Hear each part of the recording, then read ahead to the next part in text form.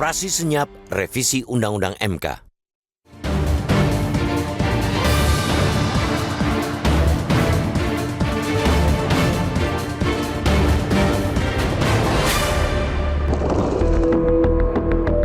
Semua keputusan penting diambil Komisi 3 DPR dan pemerintah pada Senin 13 Mei lalu. Dua cabang kekuasaan negara itu sepakat untuk segera merevisi Undang-Undang Nomor 24/2003 tentang Mahkamah Konstitusi atau MK. Tak tanggung-tanggung, keduanya sepakat untuk membawa revisi undang-undang itu ke tingkat paripurna begitu masa sidang DPR dimulai keesokan harinya. Jangankan publik, anggota DPR pun banyak yang tak tahu adanya kesepakatan itu karena pertemuan tersebut digelar di masa reses DPR. Bukannya berada di daerah pemilihan masing-masing untuk menyerap aspirasi konstituen mereka, para anggota Komisi 3 DPR itu lebih memilih duduk satu meja dengan wakil pemerintah, yakni Menteri Koordinator Politik, Hukum dan Keamanan atau Menko Polhukam Hadi Cahyanto, dan Menteri Hukum dan Hak Asasi Manusia atau Menkumham Yasona Lauli. Tentu bagi Komisi 3 DPR dan pemerintah pertemuan itu sangat penting, bahkan teramat penting sampai dilakukan diam-diam. Meski masyarakat terus bertanya, ada kegentingan apa sehingga Undang-Undang MK mesti diubah. Pada Desember 2023, DPR dan pemerintah sudah menunda pengesahan revisi undang-undang itu karena menuai penolakan sejumlah pihak. Penolakan itu salah satunya bahkan datang dari Menko Polhukam yang kala itu dijabat Mahfud MD. Dari draft final yang siap disahkan oleh paripurna DPR, Undang-Undang MK yang baru dinilai bakal mengamputasi independensi MK sebagai salah satu pemegang kekuasaan kehakiman.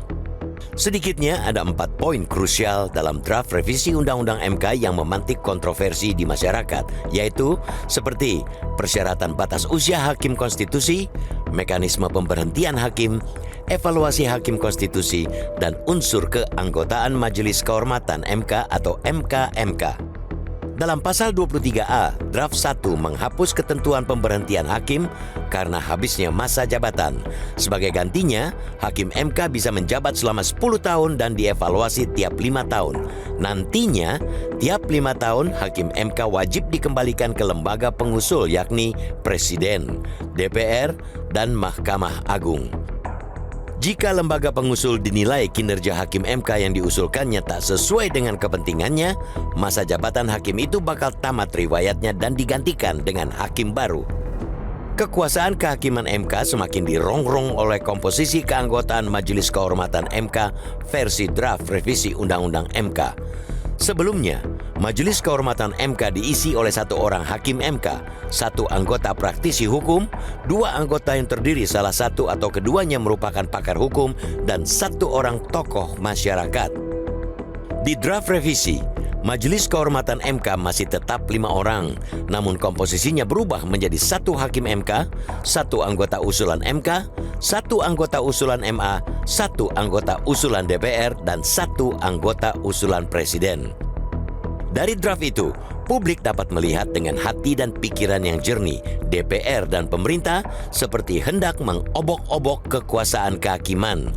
Para hakim ditakut-takuti periuk nasi mereka bakal terancam jika putusan hukumnya tak sesuai dengan yang diinginkan oleh lembaga pengusul. Agar tak mendapat sorotan dari publik, pembahasan revisi undang-undang itu selama ini dilakukan DPR dan pemerintah secara diam-diam.